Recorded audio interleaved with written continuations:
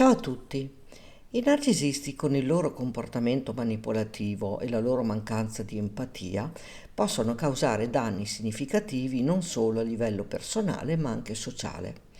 Isolarli e neutralizzarli è fondamentale per proteggere la propria salute mentale e per salvaguardare il benessere della società nel suo complesso. Le strategie che sto per elencarti sono utili per identificare i narcisisti e di conseguenza isolarli e neutralizzarli efficacemente e per implementare misure che impediscano loro di causare ulteriori danni. Comprendere il narcisismo. Per isolare e neutralizzare in maniera efficace i narcisisti è essenziale comprendere profondamente il narcisismo. Il disturbo narcisistico di personalità DNP è caratterizzato da un senso esagerato di importanza personale, bisogno di ammirazione e di mancanza di empatia. I narcisisti tendono a sovrastimare le proprie abilità e successi, sottovalutare gli altri, richiedere costante attenzione e ammirazione, manipolare le persone per ottenere ciò che vogliono, mostrare arroganza e superiorità.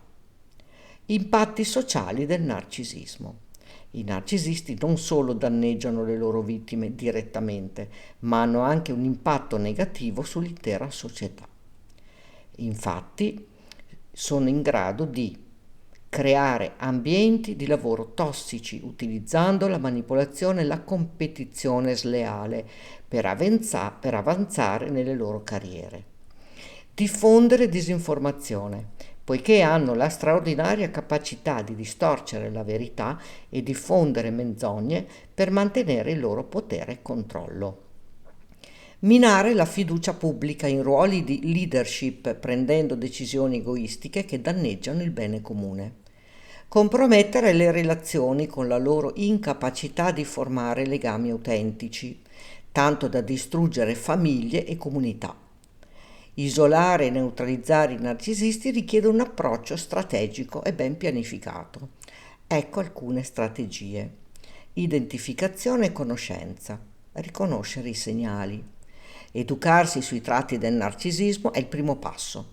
Capire le caratteristiche del comportamento narcisistico permette di identificare i narcisisti nella propria vita. Osservazione attenta. Osservare come le persone interagiscono con gli altri. I narcisisti spesso lasciano una scia di conflitti e di relazioni danneggiate. Stabilire confini fermi. Definire i limiti. Stabilire limiti chiari e non negoziabili. I narcisisti tendono a testare e a oltrepassare i confini, quindi è essenziale essere fermi e coerenti. Comunicazione assertiva. Essere chiari e diretti nelle comunicazioni, evitare di cadere nelle loro manipolazioni emotive. Ridurre o eliminare il contatto. Tagliare i legami. Quando è possibile interrompere completamente i contatti con i narcisisti. Questo può essere difficile, ma è spesso necessario per proteggere la propria salute mentale. Limitare le interazioni. Se il taglio totale dei legami non è possibile, ad esempio in un contesto lavorativo, ridurre al minimo le interazioni e mantenerle strettamente professionali. Documentare le interazioni, registrare le conversazioni, tenere traccia delle comunicazioni e degli eventi. Questo è particolarmente utile in contesti legali o professionali dove i narcisisti possono cercare di distorcere la realtà. Custodire le prove, conservare email, messaggi e altre forme di comunicazione come prove in caso di necessità. Cercare supporto, rete di sostegno, costruire una rete di amici, di familiari e di professionisti di fiducia. Parlare delle proprie esperienze può aiutare a mantenere la prospettiva e a ricevere consigli utili. Consulenza professionale. Rivolgersi ad un terapeuta può fornire ulteriori strumenti e strategie per affrontare il narcisismo. Prevenire i danni alla società. Oltre a isolare e a neutralizzare i narcisisti a livello personale, è cruciale implementare misure che impediscano loro di danneggiare la società. Ecco alcune strategie efficaci. Educazione e consapevolezza, campagne di sensibilizzazione, promuovere la consapevolezza pubblica riguardo al narcisismo e ai suoi effetti, educare le persone sui segni del narcisismo e su come proteggersi.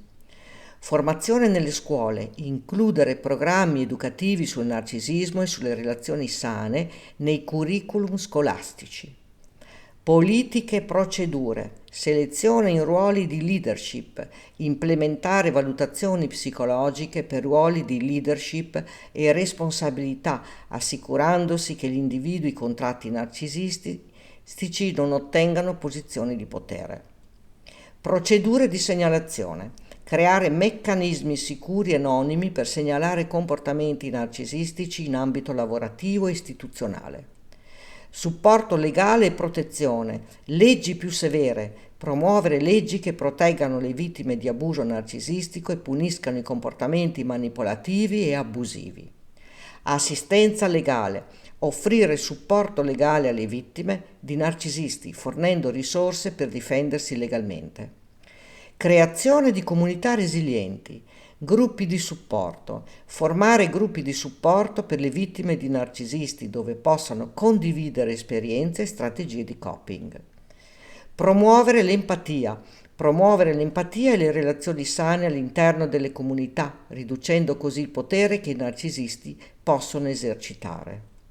In sintesi, isolare e neutralizzare i narcisisti, impedendoli di causare ulteriori danni, richiede un approccio su diversi livelli, che includono educazione, supporto personale, politiche di protezione e leggi più severe. È un processo che inizia con la consapevolezza individuale e si estende alla costruzione di una società più resiliente e sicuramente più informata. Proteggere se stessi e gli altri dai narcisisti non solo migliora la qualità della vita personale, ma contribuisce anche a vivere in un ambiente sociale più sano e più giusto.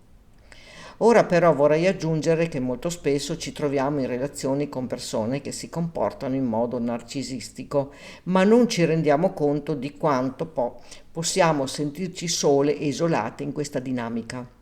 Il narcisista tende a concentrarsi solo su se stesso, sui propri bisogni e desideri, ignorando completamente quelli degli altri. Ciò può farci sentire invisibili, non ascoltati e non apprezzati. Quando si è in una relazione con un narcisista si può avere la sensazione di non essere mai abbastanza buoni, di non meritare il suo amore e la sua attenzione. Si finisce per cercare costantemente la sua approvazione, ma raramente la si ottiene. Ci si sente costantemente in competizione con lui o con lei, cercando di soddisfare i suoi bisogni per ottenere un briciolo di affetto. In realtà siamo sole in questa relazione perché il narcisista non è in grado di amare veramente gli altri. È importante capire che non siamo responsabili dei loro comportamenti e che meritiamo di essere amati e rispettati per ciò che siamo realmente. Bisogna avere il coraggio di porre fine a questa relazione tossica e cercare il supporto di amici, di familiari o meglio ancora di un professionista per affrontare le conseguenze emotive di questa esperienza devastante. Non si deve perdere la propria dignità e la propria autostima, anzi è necessario trovare il coraggio di dire basta e trovare la propria strada verso la libertà interiore. Siamo sole soltanto finché non scegliamo di mettere al primo posto il nostro benessere e la nostra salute mentale. E tu che cosa ne pensi? Racconta qui sotto nei commenti. Puoi condividere questo video per dar voce a tutte e tutti noi. Ricordati di iscriverti al canale e di attivare la campanella così potrai ricevere le notifiche dei nuovi video. Grazie per avermi seguita.